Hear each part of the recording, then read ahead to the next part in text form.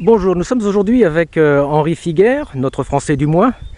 Et donc bonjour Henri. Alors, Bonjour à vous. en tant qu'architecte, quelle est votre préoccupation du moment? Bon, nous sommes dans un pays chaud et il est évident que nous devons lutter contre, les températures normales que nous avons dans des pays chauds comme le Paraguay, mais il faut également prévoir que nous sommes dans une spirale d'augmentation de température. Normalement, il est rare que les étés nous arrivions à du 40 degrés sur Asunción. Or, l'année dernière, pendant plusieurs semaines, nous avons eu plusieurs pics à 40 degrés. Et cette année, nous avons déjà eu un record battu de 41 degrés, point 8. Et bon, nous sommes dans cette spirale-là et je crois qu'il faut en tenir compte vraiment de manière très pressante parce que ça a des influences bien évidemment économiques, ça a des influences techniques, ça a des influences sur la santé. Et bien évidemment, le confort thermique dans une maison est important. Dans ce pays, Paraguay, lorsque nous avons des influences, nous sommes sous l'influence de températures très hautes, nous avons des problèmes électriques. L'installation qui véhicule l'électricité a des problèmes. Nous devons pallier à cela. De l'électricité dépend également l'eau. Solutionner des problèmes thermiques pour les maisons, moindre consommation d'électrique pour le pays est vital parce qu'on va au-devant de grands problèmes. Très bien. Alors là, nous sommes justement, nous approchons d'une maison qui est, on va dire, de style colonial, mais faite avec des matériaux contemporains. Donc peut-être est-ce que vous pouvez nous faire une analyse de comment on pourrait améliorer justement ces maisons pour faire qu'elles soient plus agréables à vivre et qu'elles durent de manière qu'elles perdurent.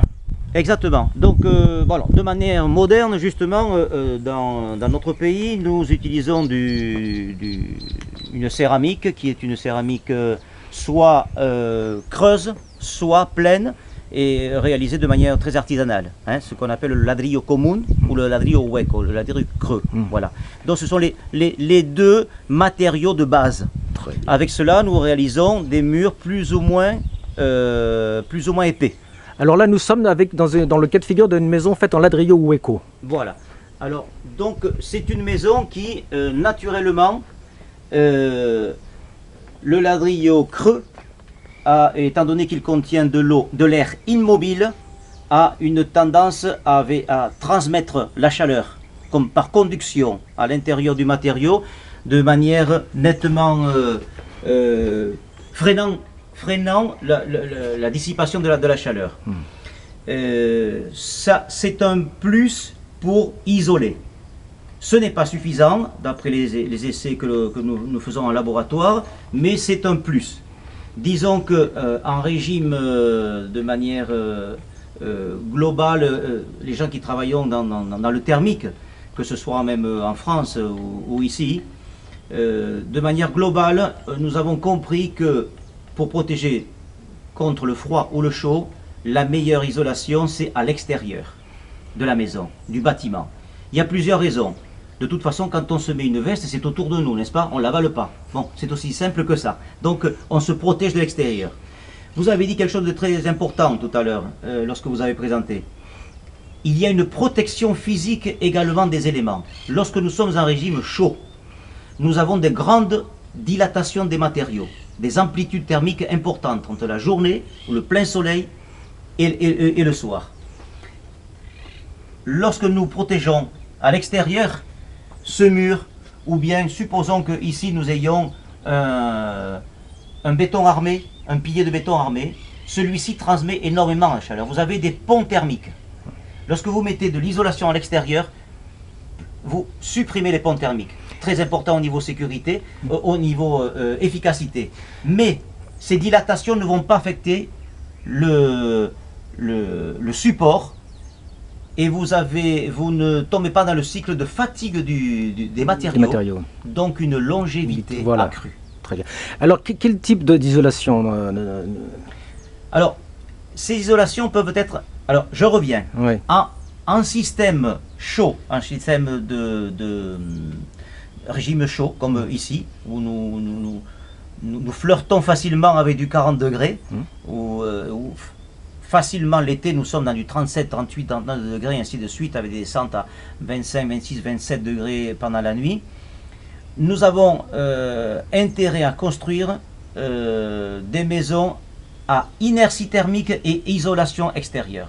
C'est-à-dire que pendant la journée, comme nous faisions dans le sud de la France, et ainsi de suite, dans les régions chaudes, même dans d'autres pays, les murs étaient épais, nous fermions les volets, les portes, ainsi de suite, pour que la chaleur reste dehors, et pendant la nuit, nous ventilons. Alors, ventilation nocturne est très important en régime de chaleur. Qu'est-ce qui se passe? La fraîcheur refroidit le mur à l'intérieur, mais ce mur n'a pas été chauffé grâce à l'isolation extérieure, ce qui fait qu'on emmagasine pratiquement de la fraîcheur, ce qui restitue. Et cette fraîcheur est restituée pendant la journée. Elle est emprisonnée et on en bénéficie. Voilà. Donc, mais alors il faut rentrer dans un système également d'habitude. Il faut changer ses habitudes. Manière de vivre. Voilà, exactement. Parce que le système actuel de construction, on regarde par exemple ce toit là, tant qu'on y est. Oui, ouais, rentrons à l'intérieur, on va aller voir le toit parce que vous voilà, le toit ici est important. Le toit en système d'été très chaud génère le maximum d'apport thermique, c'est évident. Sous un toit classique ici au Paraguay, avec de la céramique rouge et avec des briques par-dessus, nous pouvons regarder justement maintenant là, le système justement de longerons ici, de bois avec des systèmes céramiques, est un système qui est très bien, très sain, sans aucun problème. Simplement, lorsque nous avons à peu près une température de 35 degrés dehors, nous avons en superficie, lorsque le soleil brille, en superficie nous avons du 55 degrés sur les tuiles et sous cette céramique, nous avons du 45 degrés. Vous avez la surface de votre pièce, et plus parce qu'il y a des pentes, qui rayonnent. Vous avez un radiateur à 45 degrés. Ceci combiné avec ce qui passe dans les murs de manière directe, parce que c'est simplement l'air ambiant qui chauffe le mur, et certains murs sont exposés directement au soleil. Alors là, on va également avec les mêmes températures de superficie. Donc, on arrive à des apports thermiques incroyable. Alors qu'une maison bien pensée, isolée extérieurement, avec la bonne isolation, on ne peut pas isoler avec 2 mm, c'est pas possible ça. J'ai un exemple, nous avons, avec des températures de 40 degrés dehors, nous avons du maximum, après plusieurs jours à 40 degrés, nous avons maximum du 27 degrés, uniformément répartis sur 3 mètres de haut, c'est-à-dire la hauteur des murs. C'est-à-dire que, et le plafond également à 27. Ce qui fait que, je regarde, excusez-moi, non, c'est 28,8, c'est dans les observations que nous avons faites. C'est-à-dire que, à l'intérieur de la maison, si l'on veut être parfaitement en condition d'un grand confort, il suffit de mettre un petit peu d'air conditionné pour avaler ces 2 degrés, pour rabaisser de 29, disons, à 27 degrés, et vous avez l'impression de rentrer dans un congélateur.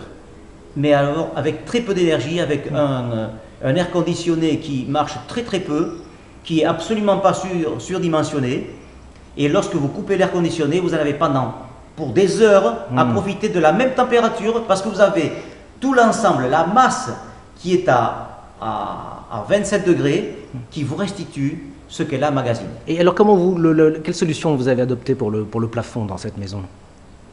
Disons que là, étant donné que c'est des maisons neuves pensées pour cela, il y a une dalle. Nous avons volontairement essayé une dalle directement, avec de l'isolation, directement en contact avec le soleil. Cette dalle-là, en superficie, monte à 65-70 degrés en pleine chaleur, l'été. Oui, et la dalle. Par contre, il y a une partie également avec dalle plus toit, Mhm. hein, qui évite le rayonnement solaire directement. Donc comme le grenier à l'époque. Voilà. Et donc nous avons, avec des isolations de l'ordre de 15 à 18 cm d'épaisseur dans certains produits, parce qu'on ne peut pas mettre n'importe quoi, Bien n'importe sûr. où, nous obtenons ça. C'est-à-dire que nous avons exactement la même température sur les murs comme au plafond. Un des critères de confort qui sert à jauger le confort thermique, c'est que la température, entre la température ambiante de l'intérieur de la pièce et le mur, on ne doit pas dépasser plus de 3 degrés, entre 2 et 3 degrés, D'accord. pour avoir une notion de confort. Bien.